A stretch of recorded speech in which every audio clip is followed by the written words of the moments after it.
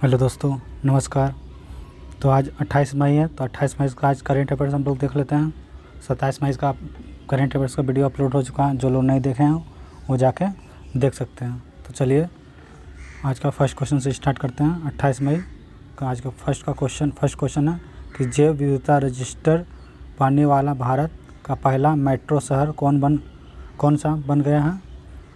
तो ये बन गया है कोलकाता का जो मेट्रो स्टेशन है वो बन गया है। तो इसका आंसर ऑप्शन ए हो जाएगा। इसका मोस्ट इम्पोर्टेंट पॉइंट देख लेते हैं। पश्चिम बंगाल का कोलकाता शहर जैव विविधता रजिस्टर पाने वाला भारत का पहला राज्य मेट्रो शहर बन गया है। कोलकाता नगर निगम ने पीपुल्स बायोडाइवर्सिटी रजिस्टर जारी किया है, जो शहर में फूलों और जीवों की किस्मों के साथ साथ इसके भूमि उपयोग और मानव गतिविधियों के वितरण के साथ एक दस्तावेज है। जैव विविधता के बारे में थोड़ा देख लेते हैं। किसी भी निश्चित प्राकृतिक क्षेत्र में पाए जाने वाले जीव जंतुओं, पेड़ पौधे, अनेक प्रजातियों की विविधता और संख्या को जैव विविधता कहते हैं। चलिए मोस्ट 5 इसका प्रश्नों से जुड़ा मोस्ट 5 भारत का पहला जुड़ा प्रश्न रिवीजन कराए थे आप लोग को। तो फर्स्ट है किस राज्य द्वारा भारत का पहला राज्य के स्वामित्व वाला OTT प्लेटफॉर्म रिस्पेस लॉन्च किया जाएगा? तो यह किया जाएगा केरल। सेकेंड है भारत किस निजी एरोस्पेस कंपनी के पहले प्राइवेट रॉकेट इंजन विक्रम-1 का सफलतापूर्वक परीक्षण किया है? तो स्काई रूट एरोस्पेस प्राइवेट लिमिटेड हैदराबाद। थर्ड है किस संस्थान ने भारत के पहले 5G ऑडियो और वीडियो कॉल का सफल परीक्षण किया है? तो भारतीय प्रौद्योगिकी संस्था IIT मद्रास ने। नेक्स्ट पॉइंट है कि भारत का पहला जैव कचरे से चलने वाला इलेक्ट्रॉनिक वाहन चार्जिंग स्टेशन कहाँ खोला है? तो ये मुंबई महाराष्ट्र में खोला है। नेक्स्ट है केंद्रीय सूक्ष्म लघु एवं मध्यम उद्यम मंत्री नारायण राणे ने भारत के पहले खादी उत्कृष्टता केंद्र का उद्घाटन कहाँ किया? तो नई दिल्ली में किया है। चलते हैं आज का सेकंड क्वेश्चन की ओर। तो सेकंड क्वेश्चन है कि किस भारतीय लेखिका ने पहली बार हिंदी उपन्यास रेत का मकबरा टॉम्ब ऑफ स्टैंड के लिए अंतर्राष्ट्रीय बुकर प्राइज 2022 जीता है? तो ये मोस्ट इंपॉर्टेंट क्वेश्चन है आने वाले एग्जाम में, इसको आप लोग याद रखिएगा। इसका आंसर है गीतांजलि श्री। किसके लिए मिला इसको? कौन सा उपन्यास के लिए? हिंदी का उपन्यास है रेत का मकबरा। ध्यान दीजिएगा। चलिए इसके बारे में कुछ इंपॉर्टेंट पॉइंट देख लेते हैं कि भारतीय लेखिका गीतांजलि श्री ने पहली बार अनुवादित हिंदी उपन्यास रेत का मकबरा टॉम्ब ऑफ स्टैंड के लिए अंतर्राष्ट्रीय बुकर पुरस्कार 2022 जीता है। मूल रूप से हिंदी में रेत का मकबरा के रूप में प्रकाशित इस पुस्तक का अंग्रेजी अनुवाद डेजी रॉकवेल ने किया है। यह उपन्यास सीमाओं के विनाशकारी प्रभाव को दर्शाता है। बात आया है बुकर प्राइज़ का, तो बुकर प्राइज़ के बारे में कुछ देख लेते हैं थोड़ा सा। अंतर्राष्ट्रीय बुकर पुरस्कार बारे में देख लेते हैं थोड़ा सा। अंतर्राष्ट्रीय बुकर पुरस्कार एक साहित्य पुरस्कार है जो हर साल अंग्रेजी में लिखे गए यूनाइटेड किंगडम या आयरलैंड में प्रकाशित होने वाली सर्वश्रेष्ठ उपन्यास को प्रदान किया जाता है। आज का थर्ड क्वेश्चन बताने से पहले जो लोग चैनल पर नए हैं उस चैनल को सब्सक्राइब कर लीजिए और बेल आइकन दबाना ना भूलें। उससे क्या होगा, वीडियो का नोटिफिकेशन आप लोग को मिलता रहेगा। वीडियो को लाइक और शेयर ज़रूर करें। चलिए आज का थर्ड क्वेश्चन है अंतर्राष्ट्रीय बॉक्सिंग एसोसिएशन IBA की एथलीट समिति की नई अध्यक्ष कौन बनी है? तो ये बनी है लवरीना बोरगोहन ने। तो इसका आंसर ऑप्शन ए हो जाएगा। चलिए इसके बारे में देख लेते हैं इंपॉर्टेंट पॉइंट। लवलीना बोरगोहन ने अंतर्राष्ट्रीय बॉक्सिंग एसोसिएशन की एथलीट समिति का नए अध्यक्ष बनी है। लवलीना बोरगोहन का संबंध किससे है? तो बॉक्सिंग से है। बात आया है अंतर्राष्ट्रीय बॉक्सिंग एसोसिएशन का, तो इसके बारे में थोड़ा देख लेते हैं। अंतर्राष्ट्रीय बॉक्सिंग एसोसिएशन पूरे विश्व में बॉक्सिंग के खेल को IBA रेगुलेट करता है। इसकी स्थापना 1946 में हुआ था। मुख्यालय कहाँ है इसका? तो स्विट्ज़रलैंड के ल्यूसियाना में है। इसके अध्यक्ष कौन है वर्तमान में? तो उमर नजरोविच क्रेमलेव है। चलिए मोस्ट 5 अंतर्राष्ट्रीय नियुक्ति रिवीजन कराते हैं आप लोग को। तो फर्स्ट है अंतर्राष्ट्रीय ओलंपिक समिति एथलीट आयोग के नए अध्यक्ष तो एमा टेहरो है। अंतर्राष्ट्रीय दूरसंचार संघ प्रबंधक परिषद समिति की नई उपाध्यक्ष कौन है तो वो है अपराजिता शर्मा। नंबर 3 है पाकिस्तान सुप्रीम कोर्ट की पहली महिला जज तो आयशा अजीज़ है। यूरोपीय संघ संसद की नई अध्यक्ष तो रोबार्टा मेट्सोला है।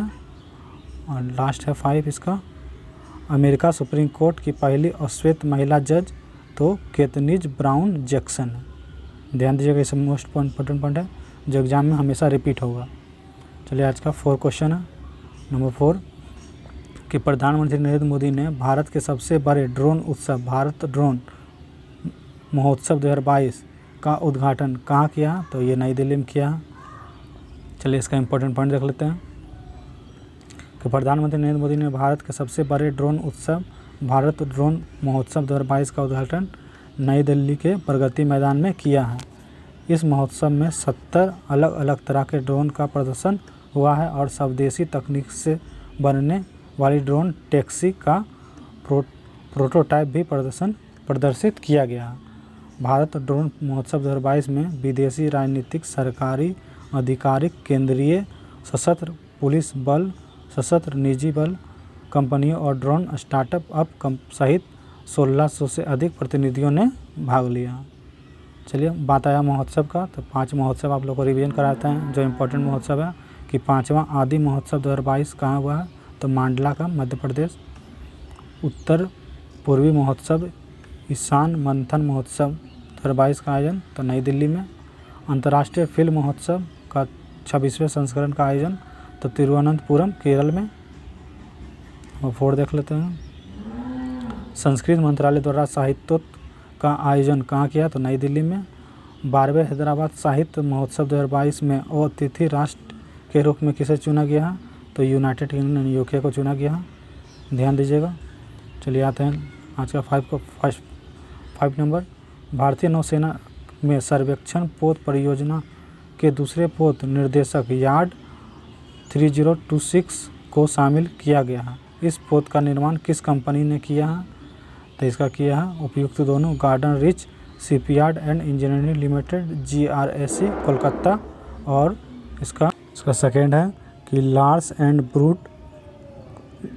ब्रूटो लिमिटेड LNT मुंबई दोनों मिलकर किया है तो इसका आंसर उपयुक्त दोनों हो जाएगा ऑप्शन सी।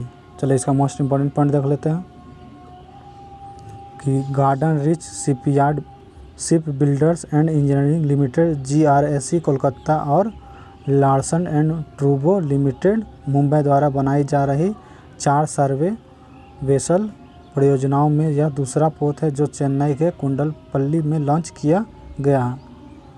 इस पोत को समुद्री मील की क्रूज गति और 18 समुद्री मील की अधिकतम गति पर प्रचालित करने के लिए यह डिज़ाइन किया गया।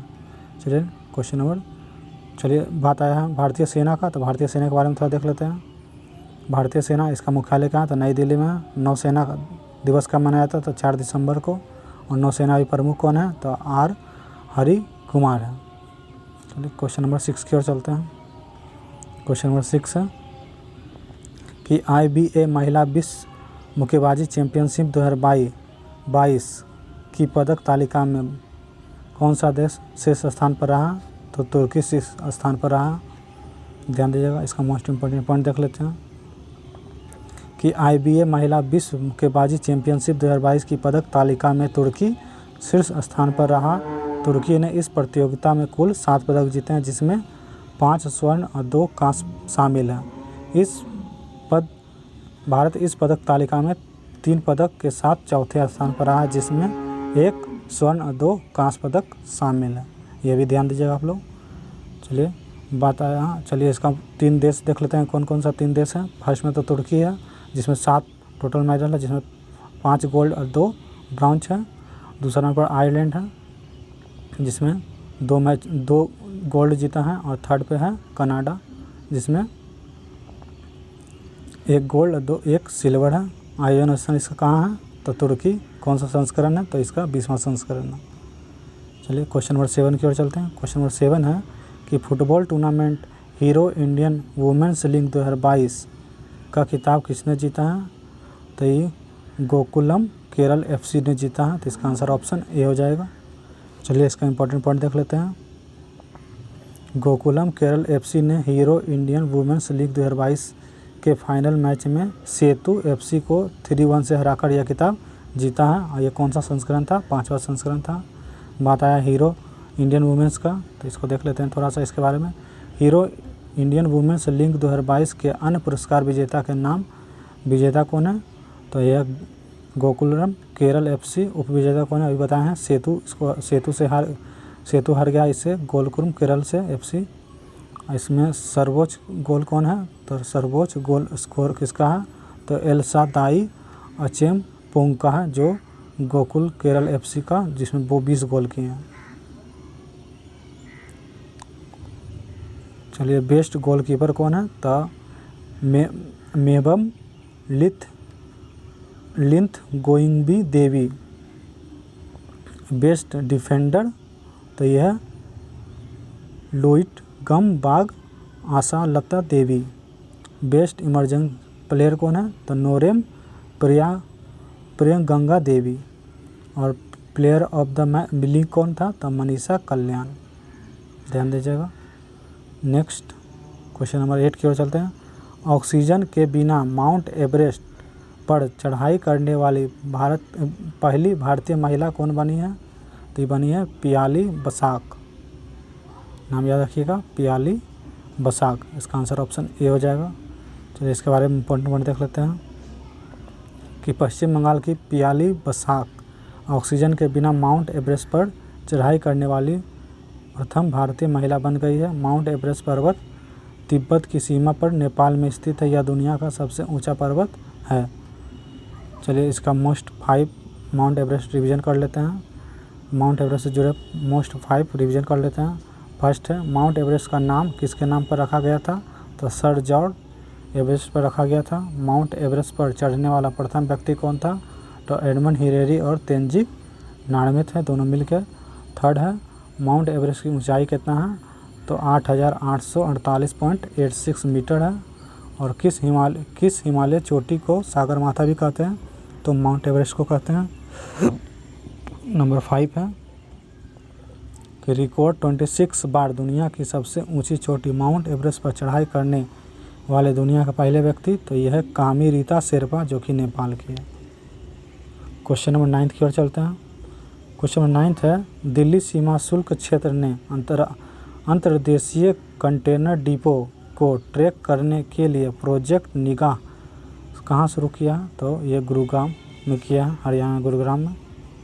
चलिए इसका इंपॉर्टेंट पॉइंट देख लेते हैं कि दिल्ली सीमा शुल्क क्षेत्र ने अंतर्देशीय कंटेनर डिपो को ट्रैक करने के लिए प्रोजेक्ट निगाह को गुरुग्राम के हसरूम में लॉन्च किया है। प्रोजेक्ट निगाह कंटेनर ट्रेनिंग मॉड्यूल्स का प्रयोग करके कंटेनर को ट्रैक करने की एक पहल है, जो कि अंतर्देशीय कंटेनर डिपो के अंदर कंटेनर की आवाजाही को निगरानी करने में मदद करेगा, जिससे कि सीमा शुल्क विभाग को लंबे समय से खड़े कंटेनरों को तेज़ी से क्लियर करने में मदद मिलेगा। चलिए क्वेश्चन नंबर 10 की ओर चलते हैं। क्वेश्चन नंबर 10 है कि listen to your heart the London adventure नामक पुस्तक के लेखक कौन है? तो यह रस्किन बॉन्ड। नाम याद रखिएगा, listen to your heart to the London adventure. कौन लिखा? तो रस्किन बॉन्ड। चलिए इसके बारे में थोड़ा देख लेते हैं इंपॉर्टेंट पॉइंट। चलिए इसके बारे में नहीं है। चलिए आज का जो पढ़े हैं करेंट अफेयर उसका रिवीजन कर लेते हैं। थोड़ा रिवीजन करने से क्या होगा, हम लोग को याद हो जाएगा। तो आज का फर्स्ट क्वेश्चन था, जैव विविधता रजिस्टर्ड पाने वाला भारत का पहला मेट्रो शहर कौन बनाया था? तो अभी बताए थे, पश्चिम बंगाल, कोलकाता। सेकंड था, किस भारतीय लेखिका ने पहली बार अनुवादित हिंदी उपन्यास रेत का मकबरा टॉम्ब ऑफ स्टेन के लिए अंतर्राष्ट्रीय बुकर प्राइज़ जीता है? तो ये गीतांजलि श्री ने जीता है। थर्ड था कि अंतर्राष्ट्रीय बॉक्सिंग एसोसिएशन की एथलीट समिति के नए अध्यक्ष कौन बनी है? तो लवलीना बरगोल बने हैं। नंबर 4 था, प्रधानमंत्री नरेंद्र मोदी ने भारत के सबसे बड़े ड्रोन उत्सव भारत ड्रोन महोत्सव 2022 का उद्घाटन कहाँ किया? तो नई दिल्ली में किया। नंबर 5 था भारतीय नौसेना के सर्वेक्षण पोत परियोजना के दूसरे पोत निर्देशक को शामिल किया है। इस पोत का निर्माण किस कंपनी ने किया है? तो ये बता दिए थे। ये फर्स्ट था, दोनों मिलकर किया था, एक कोलकाता एक मुंबई मिलकर, ध्यान दीजिएगा। नंबर 6 था IBA महिला विश्व मुक्केबाजी चैंपियनशिप 2022 की पदक तालिका में शीर्ष स्थान कौन सा देश रहा? तो ये तुर्की रहा था, जिसमें भारत का स्थान चौथा था, ध्यान दीजिएगा। नंबर 7 था football tournament hero Indians women league का खिताब किसने जीता है? तो ये गोकुल केरला FC जीता है। नंबर 8 था ऑक्सीजन के बिना माउंट एवरेस्ट पर चढ़ाई करने वाली भारत की प्रथम महिला कौन बनी? तो पियाली बसाक बनी, जो कि पश्चिम बंगाल की है। नंबर 8 था दिल्ली सीमा शुल्क क्षेत्र ने अंतर्राष्ट्रीय कंटेनर डिपो को ट्रैक करने के लिए प्रोजेक्ट निगाह कहाँ शुरू किया? तो गुरुग्राम में शुरू किया है। नंबर 10 था listen to your heart the London adventure नामक पुस्तक के लेखक कौन है? तो अभी बताए थे रस्किन बॉन्ड थे। चलिए थोड़ा इसका 11 ये थोड़ा अलग क्वेश्चन है, इसको भी देख लेते हैं थोड़ा। भारतीय मूल की कौन सी महिला लंदन काउंसिल की पहली दलित महिला मेयर बनी है? तो ये बनी है मोहिदर के मिधा। नंबर 12 है फॉर्च्यूनर 500 सूची में प्रवेश करने वाली पहली क्रिप्टो करेंसी कौन सी बन गई है? तो काइनस बेस बन गया। नंबर 13 है कि डाक विभाग और इंडियन पोस्ट पेमेंट बैंक के वरिष्ठ पदाधिकारियों की 2 दिवसीय बैठक आरोहण 4.0 का आयोजन कहाँ हुआ है? तो शिमला हिमाचल प्रदेश में हुआ है। नंबर 14 है 40वें प्रगति संवाद 2022 की अध्यक्षता किसने की? तो नरेंद्र मोदी ने किया। आज का ये लास्ट है इसके में रिवीजन का कि भारतीय क्रिकेट बोर्ड BCCI ने महिला T20 चैलेंजर के लिए किस कंपनी के साथ समझौता ज्ञापन पर हस्ताक्षर किया है? तो NFT पार्टनर के साथ। चलिए आज का मोस्ट इम्पोर्टेंट जीके का क्वेश्चन देख लेते हैं, स्टैटिक जीके का, जो 10 है कि द्रव्यमान के आधार पर अमोनिया में नाइट्रोजन और हाइड्रोजन का अनुपात कितना है? द्रव्यमान के आधार का पूछ रहा है तो 14:3 है, ध्यान दीजिएगा। अमोनिया में नाइट्रोजन और हाइड्रोजन का अनुपात पूछ रहा है तो 14:3 हो जाएगा। सेकेंड है कि दमन नदी भारत के किन राज्यों और केंद्र शासित प्रदेश से गुजरती है? तो महाराष्ट्र, गुजरात, दमन और दीव और दादर और नगर हवेली इससे गुजरती है। नंबर 3 है कि भारतीय संविधान के किस अनुच्छेद में विधानसभाओं की संरचना के बारे में बताया गया है? तो ये 170 में बताया गया है, अनुच्छेद 170 में बताया गया है विधानसभा की संरचना के बारे में। नंबर 4 है सिंधु घाटी को सोनार घाटी से जोड़ने वाली शाही सड़क का निर्माण किसने कराया था? तो ये शेरशाह सूरी ने करवाया था। नंबर 5 है भारत की सबसे बड़ी प्राकृतिक मीठे पानी की झील कौन सी है? तो बुलर झील है, जो कि जम्मू कश्मीर में है। नंबर 6 है कि रामनाथ कोविंद भारत का किस नंबर के राष्ट्रपति हैं? तो 14वें नंबर के राष्ट्रपति है। तिजारा मंदिर किस राज्य में स्थित है? तो तिजारा मंदिर राजस्थान में है। रेडियो धर्मिता का SI मात्रक क्या है? तो बेकरल है। नंबर 9 है संवाद कौमुदी अखबार की शुरुआत किसने की थी? तो ये राजा राम मोहन राय ने किया था। आज का लास्ट क्वेश्चन 10 है करेंट अफेयर्स ये जीके का कि कौन सा दर्रा सिक्किम को चीन से जोड़ता? तो ये नाथुला दर्रा है, जो कि सिक्किम को चीन से जोड़ता है। ये था आज का करेंट अफेयर्स और जीके का मोस्ट क्वेश्चन और रिवीजन। तो ये 28 मई का करेंट अफेयर्स आप लोग को बता दिए हैं। जो लोग इस चैनल पर नए हैं उस चैनल को सब्सक्राइब जरूर करें और फ्रेंड सर्कल में शेयर ज़रूर करें। चलिए मिलते हैं नेक्स्ट वीडियो में, धन्यवाद।